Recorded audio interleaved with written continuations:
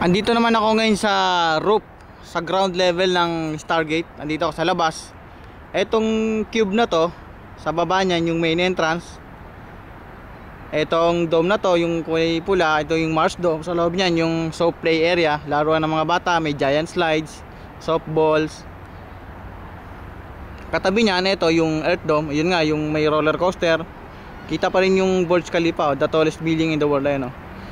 So yun yung pangalawang dome, yung una yung Mars, to pangalawa yung Earth. May roller coaster yan. Itong pangatlo naman, ito yung UFO dome. Sa loob niyan yung go-karting, yan, adult go-kart, kiddie kart. Balikan natin nga pala itong pyramid na to. Kung sisilip tayo dyan, makikita natin sa baba food court. Yan, may food court yan. Tingnan natin yung food court.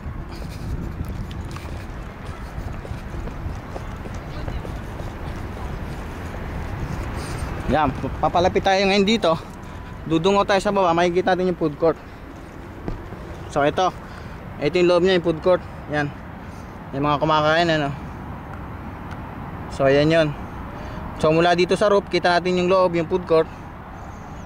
Kaya pag araw, maliwanag dyan habang kumakain ka sa loob. Yan, yun yung mga tao sa loob.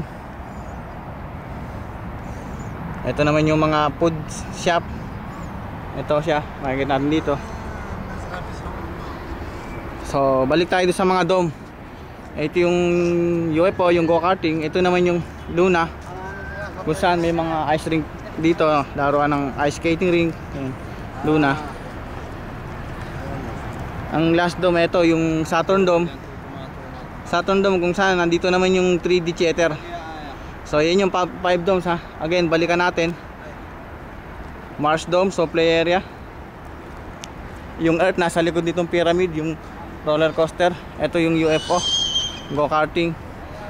Luna is ice rink, and this is the last is the Saturn Dome, is 3D theater. So ayan ha. Dito ako ngayon.